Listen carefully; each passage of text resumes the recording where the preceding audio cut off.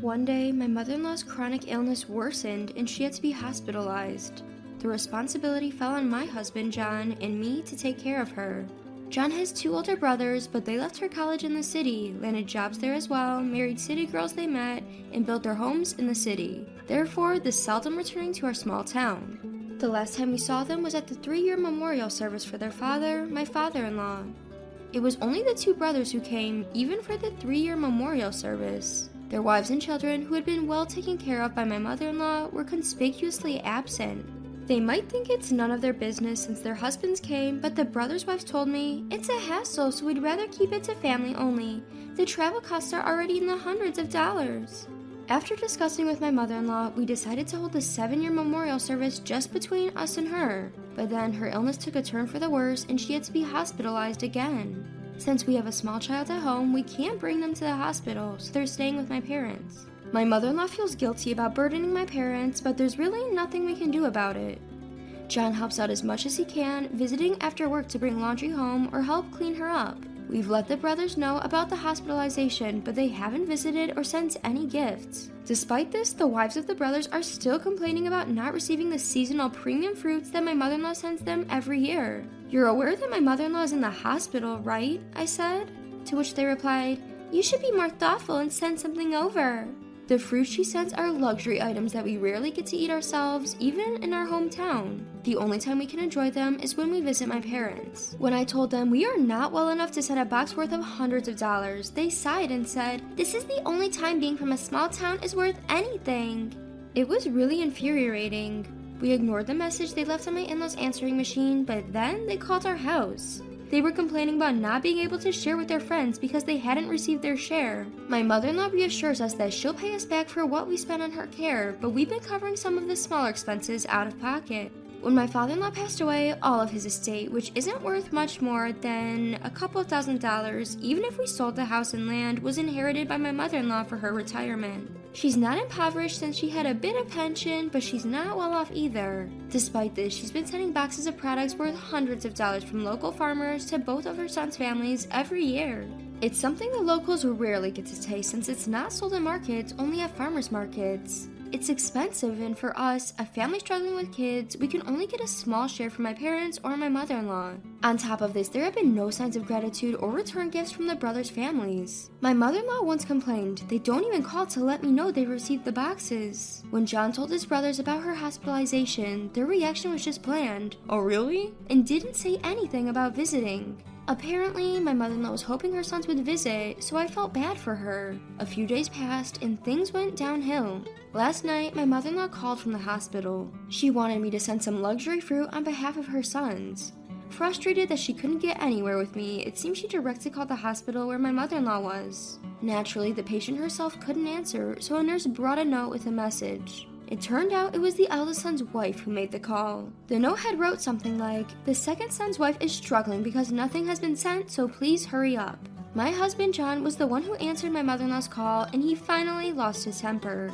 He told her, "If you're going to go out of your way for both brothers' family, we're stepping back. We'll ensure complete nursing care and laundry services are taken care of. Since we served as guarantors, we're done here, right? The rest is up to your sons." Apparently, he also planned to shout at his brothers over the phone, "Buy your own fruit online." I had a suspicion that my mother-in-law was favoring her accomplished sons, so there was something refreshing about the situation. From that day on, John strongly advised me not to go to the hospital, so I decided not to. Since my mother-in-law's condition is improving and her life is not in danger, I plan to do as she says. Since John chose to stay in our hometown, we took care of my father-in-law during his illness and after his death. At that time, my mother-in-law was also going to the hospital, so we did what was asked of us, like visiting him. However, after my father-in-law's death, I was the only one who was able to take actions on the weekdays, running around and dealing with all the paperwork, carrying my baby on the back. At that time, I thought it couldn't be helped since my mother-in-law didn't have a driver's license. Yet, I never received any gratitude, let alone thank you from my sister-in-laws. Today, my mother-in-law called and said, "Have you sent it? If you don't hurry, the good ones will be gone. And why aren't you coming to the hospital today? Did someone get a fever? You can leave them at your parents' house and come here." I felt like I had woken up from a long dream. So I told my mother-in-law that John said we didn't need to take care of her anymore, that we wouldn't be able to afford the premium fruit because we're always on a tight budget. Then she grumbled over the phone that I lacked thoughtfulness for a woman. that I should have sent something even if not asked to, that I was low level because I only graduated high school, that we should act humbly towards her house because my sister-in-law graduated from prestigious universities. I'm a high school graduate with limited capabilities, so I'll excuse myself from taking care of you, Mother. I found myself retorting spontaneously. My heart was pounding for a while, but when I did report to John after he returned home, he said, "That's fine, don't go to the hospital again." My husband John apparently told his brothers, "The wives have been asking for premium fruits for Mom, but she's in the hospital and I have no plans to send her any. If you guys want her to have them so badly, bring them when you visit her." When his brothers responded that they didn't have time and that the travel would be expensive, he replied, "It's unfair for just my wife and I to care for Mom. We've been doing it so far, now it's your turn, guys." And with that, he ended the call. Looks like there's a conflict brewing, but there's nothing I can do. Probably because John only has a high school diploma, our family seems to be looked down upon. His brother-in-law and their wives all graduated from famous city colleges, presumably in New York. I think my mother-in-law takes great pride in that. I never minded taking care of the in-laws in the past, and I have plenty of friends who, despite their usual conflicts, step up when someone falls ill. I thought that's what you do. John standing his ground felt good, but I was startled because we live in a small town surrounded by relatives. Before my mother-in-law could complain to them, I decided to pay a visit to my uncle, who had acted as our matchmaker. My uncle knew that we were the only ones taking care of my in-laws and promised to explain the situation to the rest of the family so that my mother-in-law wouldn't badmouth us. He just asked us to accompany her when she gets discharged from the hospital. Since we don't know when she'll be discharged, if it's on a day off, John will go, and if it's a weekday, I'll go with my uncle. He also promised to question my mother-in-law on why she treats her children differently. Then just recently, my mother-in-law's sister, my aunt, called to complain. Apparently, since we've given up caring for my mother-in-law, she has summoned my aunt to the hospital. She said her children should look after her, so when she asked to call her sons, it turned out she had already done so. But the wives of her sons told her, "We're too far away and can't come. We're also tight on money because of our children's education expenses," and hung up on her. I had a headache. Since it was a weekday and John rarely gets days off, I thought I'd have to go, but considering what was said, I didn't want to. Honestly, I didn't want to see my mother-in-law's face anymore. I figured when she's discharged, she'd ask us to come help, and it felt really depressing. Even if John had turned her down, the family around us didn't seem to approve. My aunt is taking care of her bedridden mother-in-law, and my mother-in-law usually says she's doing a tough job. I thought calling my aunt was a form of harassment against us. I wonder why those of us who stayed in the local town end up drawing the short straw.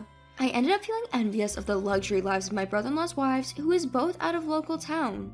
I discussed it with John when he got home, and he called his eldest brother. They talked for a while, and apparently other relatives besides my uncle and aunt had called the eldest brother's place. So the two brothers are going to come back for the weekend to discuss how to take care of their mother in the future. At the discussion, along with the two brothers, John and I, uncle, aunt, and the other relatives were going to talk. I've decided to make a detailed list of the money I've lent to my mother-in-law that hasn't been returned and the things I've done for her. I presented this to the family meeting, which included my mother-in-law, who was temporarily discharged from the hospital. During the discussion, my mother-in-law insisted that her eldest son, who lives in a single-family home and graduated from a good university in the city, should take care of her. In the end, he reluctantly agreed to take her in. After her discharge from the hospital, my mother-in-law moved to the city with her hospital referral letter and my late father-in-law's memorial tablet. As for the remaining family home, my uncles and aunts suggested that my husband should keep it, considering he couldn't go to college. However, we declined as we didn't need it and moved into an apartment on my family's side. We have not informed our addresses or contact information to my mother-in-law or my brother-in-law. John and I also decided to change our mobile numbers, which had been in use for 3 years, and remove our landline phone, effectively cutting ties. We thought that this would be the end of it, but recently we received a phone call from my uncle that my mother-in-law had returned to the family home. My mother relayed the message to us. Apparently, the eldest brother's wife had been very cold to my mother-in-law because the eldest brother had made the decision to take her in without consulting his wife. She had even been told to get her own meals by herself, even if it was right after being discharged from the hospital. After a month, she couldn't take it anymore and asked her second son for help, but he also declined since his wife had already been cautious about the situation from the start. That's why she returned to her original family home. Just because my uncle contacted us doesn't mean we plan to help my mother-in-law. During our discussion, John was hurt when my mother-in-law told him, "You were a poor student and had no choice but to stay here in the small town. You're my disappointing third son." She even said she was disappointed that I, whom John met and married at his job after graduating from his vocational school, only had a high school education. We no longer feel the need to appease my mother-in-law after such harsh words. I had been wary of the situation from the start, given the way my sister-in-law had acted, and that's why I didn't take my aunt and uncle's advice to move into the family home. But I never thought she'd return in such a short amount of time, especially after the eldest brother boasted, "If you hate taking care of mom so much, I'll let my wife do it." I expected her to at least stay longer. In our discussion, I had a list of daily necessities that my mother-in-law had used and the money I had spent on her, which I had been keeping in the household budget book. I also wrote down the things I did for the family home, like going to the city hall to get a burial permit after my father-in-law's funeral, dealing with pension procedures, and the transportation costs for taking my mother-in-law to the hospital. I made copies and handed them over to John's 2 older brothers, my uncle, and my aunt. John's 2 older brothers said it was only natural because they're her children, but my uncle and aunt said it was unfair for John alone to bear the burden. They told my mother-in-law to return the money that we had fronted. My mother-in-law glared at me angrily and threw some money at John from her wallet while saying, "You've been influenced by your wife." Even my uncle seemed to lose his patience with the situation. He stood up and slapped my mother-in-law. In the end, she dismissively spat out, "I don't need a child like this," to her. It seems that was when my husband John was able to make the decision to cut ties. Here's a funny side note, the money that my mother-in-law had thrown at us was short by a few $1,000s when we counted it later. We went to my uncle and aunt about the missing money, but we also told them we're not claiming it, thinking of it as severance money. Afterward, my real mother received a call. It seems my mother-in-law had called our old home. "It's pitiful to be taken in by a daughter-in-law who has done nothing for my son. Since she's back, I'll come and take care of her hospital visits," she said, as if it was only natural. My mother replied, "We didn't ask for a sister-in-law to come, and the married couple are already adults. We have no intention of interfering. I heard that you said you didn't need your youngest son and went to the city to be taken care of by your eldest. Why are you here?" After that, she hung up without a word. 2 years have passed since then. After that, it seems that my uncle, aunt, 2 elder brother-in-law, their wives, and my mother-in-law had a discussion. We had moved after my mother-in-law went to the elder brother's house, so we received a message through my parents' house from my uncle to participate. But John said, "I fulfill my responsibilities as a child. If any money comes in, please offset it by disclaiming my inheritance." So we did not participate. I know about what happened after a while from my aunt. The wives of my brother-in-law said they wanted my mother-in-law to live locally and be taken care of by us, and they wanted us to take care of all her care in old age. In return, their husbands would renounce my mother-in-law's property. It's a really good condition, so the youngest couple should accept it. Not knowing what they were jealous of, they said that since the youngest could only live locally, it was natural for those who remained in the local area to care of their parents, alternating between the 2 of them. By the way, my mother-in-law's property is just a 30-year-old house built on an 80-square-foot plot of land in her pension. Here in the countryside, an 80-square-foot single-family home is on the smaller side. This isn't meant to belittle my mother-in-law's real family, but it is a fact. In fact, my real home, being a part-time farm, has a 200-square-foot plot of land, and my brother is building a house on the property. Even so, the value of the land isn't much. And to think they could lure us in with such a thing, it was a stark reminder of the fundamental difference in thinking between the wives of my brother-in-law and us. In the past, we didn't do it because we could receive the house, but because she was John's mother, we felt obligated to be there for her because we were nearby, and she must have felt lonely being left alone. My mother-in-law must have felt lonely back then. She even thanked us. However, from the persistent demands for premium fruit by the wives of my brother-in-laws, we came to understand all of my mother-in-law's true feelings and nature and grew to loathe everything, thus becoming estranged. Still, it seems that our intentions did not get through to the wives of my brother-in-laws at all. My aunt too has taken care of her mother-in-law when she got married, so she tried explaining to my brother-in-law's wives that it's not how they think it is, and even voiced her opinion to my mother-in-law, but it seems like they just couldn't understand each other.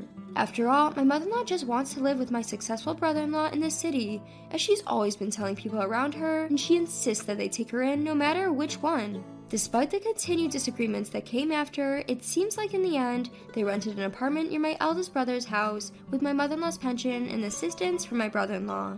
But my brother-in-law's wives have made it clear they won't look after her at all.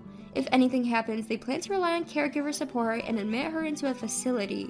Now, it seems my mother-in-law frequently calls my aunt saying she's lonely. Through my family, my aunt requested my husband, John, to contact her sister who's not been the brightest but still pitiful. But he refused, saying, There are things that are unforgivable, especially because she's a parent of mine. The third son who could only go to a technical college, who doesn't shine in comparison to his older brothers, who could only marry a high school graduate, who could only get a job in a company that doesn't even air commercials on TV, who wears a polo shirt to work and wears work clothes while his brothers go to work in suits every day. I feel sorry for John, who was told to his face by his mother that she wouldn't be able to boast to society if such a third son and his wife took care of her. I understand how John feels, so I probably won't forgive my mother-in-law in the future. I am proud of John, who works hard every day dripping with sweat, because he is the man I love. The trigger was premium fruits, but I'm really glad that I woke up this time and learned not only about my brother-in-law's wives, but also about my mother-in-law's true character. I've been living in my hometown for a long time. I like it here, and I thought I cherished my mother-in-law. But it seems she didn't feel the same way, and she probably hated being looked after by the poorly performing third son. After moving to a new house, we no longer had to worry about going to the hospital, and we have a bit more free time and money. Our child is also a bit bigger, and we have more time to ourselves, but now we're living happily as a family of 3. Because of my mother-in-law, John had a very sad face for a while, but now he looks much clearer than before. For John, this is his home. We want to continue living happily as a family in this house. Hey Mom, are we going to Grandpa's this year? Summer vacation is just around the corner. My son came over to me and asked with an excited face. Well, your dad can't get time off, so it'll be just you and me. But if that's okay, let's go together. With that, my son raised his hands and cheered happily. My name is Jessica, a working mom of 38 raising a child. I had been job hunting since my son was born, but luckily got rehired at my old workplace around the time he started elementary school, and I've been working mainly from home. My son has grown up, now in the 5th grade. I'm considering the next steps in my work life as well. My husband is 2 years older, at 40. He was an ambitious salesman when we got married, but changed jobs 3 years ago, forgetting the favors he owed his old company, supposedly because of a better offer. For some reason, his salary, which should have been increased, has decreased, and the conditions are worse than at his previous company, with long hours of overtime every day. My parents live in the countryside at a rural farm in Nebraska, and my son has been watching farm work since he was little. Now he joyfully helps out whenever he goes to the countryside. My parents seem very pleased to be able to work in the field with their grandson and are always enthusiastic about teaching him. I used to be a little embarrassed that our home was a farm, but now I'm glad that this is where I grew up, and when I go back to the countryside, I help out in the fields again after a long time. My husband, having grown up in the city, dislikes the countryside, and whenever we go to my parents' place, he arranges work, even if he has to force it, as an excuse not to go. He seems to think I haven't noticed, but it's obvious. I'd like to spend about a week in the countryside this year. What about you? I asked my husband just to check. I'm busy with work. I plan on taking my vacation later in the summer. It's always the same. Well, I guess staying a week at your in-laws can be unpleasant. But my son is looking forward to it, so this year I took my son and went to the countryside for fun. Then I get contacted almost every day by my husband. Where's my change of clothes? What should I eat for dinner? It's always such things. I know my husband is not good at housework, so I prepared his clothes so he doesn't have to do laundry, and I've frozen meals and instant meals so he should be able to eat if he can use the microwave. He's a grown man, so if he doesn't like it, he can eat out or buy something. Despite telling him that, he kept asking me questions. It makes me want to tell him to give me back the precious time I've spent preparing for these unnecessary interruptions. When I get home, there are unwashed laundry, uncollected trash, and everything is in disarray. I can't help but sigh. I tried talking to my husband, but he simply responded, "I was tired from work, can't be helped." Just as I expected. I usually work, take care of our son, and do house chores, yet how is it that he can't do anything, even his personal tasks, in just 1 week? I feel frustrated, but I can't bring myself to start a fight that's clearly on the horizon. A month later, our son, who had just returned from visiting our relatives in the countryside, seemed to have more moments of contemplation. I thought he might just be missing the family he had stayed with. When I asked him why, his answer was surprisingly mature. "Grandpa and Grandma seem to be struggling with their farm work. I wish there was an easier way for them." Apparently, he was concerned about his grandparents. I was touched by his empathy and felt proud of his growth. Later, during a rare visit to the office, I had a casual chat with the boss and mentioned this conversation. My son was worried about his grandparents who work in the fields. My boss seemed intrigued by my comment. Apparently, they were planning to apply our company's technology to agriculture and start a new project. Despite being a small company, we have developed various products. They want to introduce those to agriculture. In other words, to implement IT solutions in farming. They were looking for farms willing to collaborate for a pilot project, so I immediately talked to my parents, agreed to assist, and they decided to participate. Since then, there's been a new spark in my life. The nature of my work has shifted from mundane tasks to creative ones. The prospect of helping my parents and the excitement of coming up with new ideas keeps me exhilarated. I suppose I look just like my son, who's eager to go visit the countryside again. This is the kind of work I've always wanted to do. Seeing me like this, my husband, misinterpreting my enthusiasm, asked me in a bad mood, "Are you having an affair or something?" "Excuse me?" Taken aback by his outrageous question, I let out a surprised squeak. I had to explain the situation to him again. "It's not an affair, I'm just enjoying my work." I've discussed it with my husband, but his response has always been nonchalant, just an uh-huh. This time, however, he surprisingly smirked and dismissively said, "Huh, you're turning into a farmer now, huh?" I was annoyed by his condescending attitude towards farming and rural life, but thinking it's best for our son to have both parents, I've never considered separating from him. But life's turning points can't come out of the blue. A few months later, I ended up leaving my job to start my own venture. I found that there were more things I wanted to do on my own, and after discussions with my company, it was decided that I would go independent but still collaborate with my current company. I had been talking to my husband about it for a while, but when it actually came to leaving my job, a big incident occurred. I approached my husband when he got home from work. "Welcome home. Just like I told you, I quit my job today." I reported to my husband again, just to be sure. Suddenly, he gave me a stern look. "What? You really quit? Why? You're going to be a bum?" Huh? I almost blurted out the same words as my husband. Hadn't I been talking about this all along, and hadn't he been listening? Who's quitting work? "Listen, I've been telling you this for a while. I'm not going to stop working. I'm going independent." Going independent? That's just a fancy excuse, isn't it? Even up to now, you've just been lounging around at home with your laptop open. I can't even tell if you're working or playing. You're just saying you're going independent so you can play on your computer and feel like you're working, right? Did my husband just say something outrageous? I wonder if the reason why working from home is not understood is because there are a certain number of people who think like this. Playing? I am properly working. I prepared to argue back, ready for a fight. I understand why you might feel that way, but I've been working properly, doing housework in between, and I don't think I've ever slacked off on my work, housework, or child rearing, have I? Since you're at home, it's only natural that you do the housework and child rearing. It's your job. I let out a sigh at his words. If that's the case, you should be earning a decent income. Your salary has been lower since you switched jobs, right? Right now, I'm the one earning more. If I were a stay-at-home wife, maybe that would be acceptable, but that's not the case, is it? In fact, I'm contributing more to our household income. But you're quitting, right? So you're a bum. My husband sighed and walked out of the living room. We can't even have a proper conversation, so it doesn't even turn into a fight. I thought things would go back to normal the next day, but then my husband came back and stopped in front of the table. Wondering what was going on, my husband spoke. A wife who doesn't bring in money is useless. Write this down and let's get a divorce. From out of nowhere, my husband laid divorce papers on the table. For a moment, I was confused, but I accepted it out of anger at his actions. Really? Are you sure about this? With that, my husband gave a sly smile. Of course. I'm not obligated to support a housewife who doesn't work. Oh, I see. It's futile to say anything to this man. I can't do anything about it.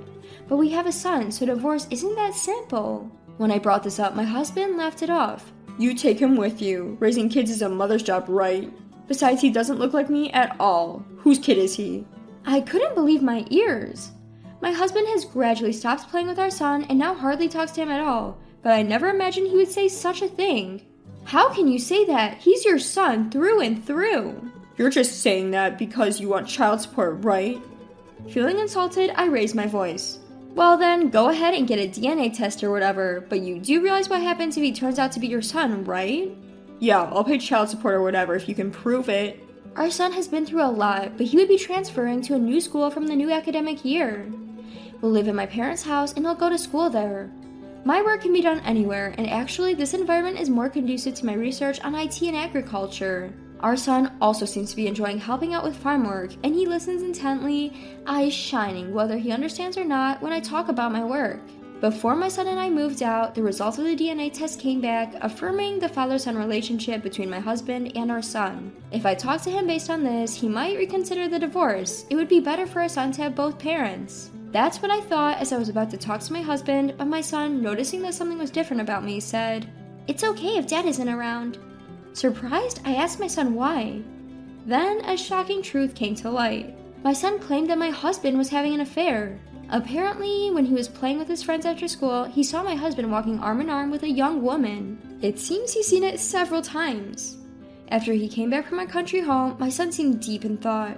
Turns out he had witnessed my husband's infidelity, but it seems he didn't want to break the news to me, fearing it would upset me.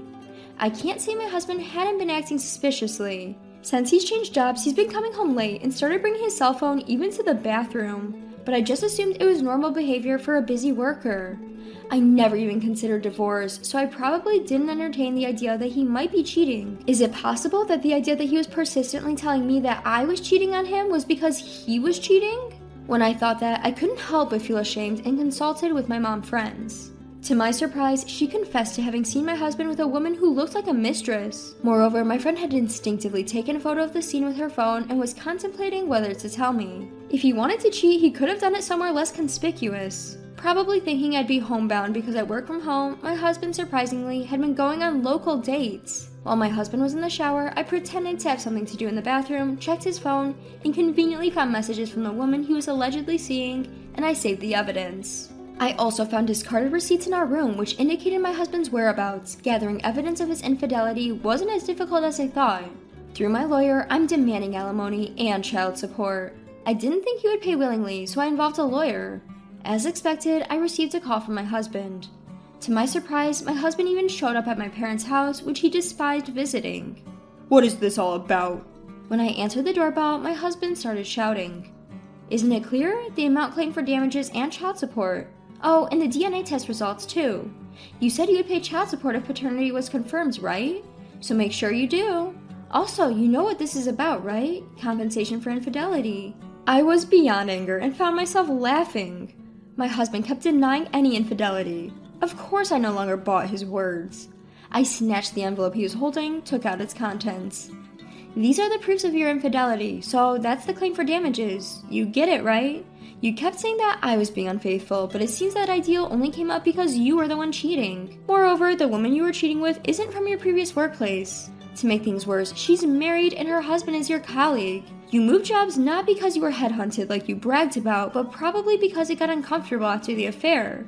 I never thought you were cheating when you said you had overtime."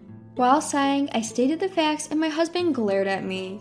"This is a setup. Anyone could forge these photos." His stupidity left me too drained to argue.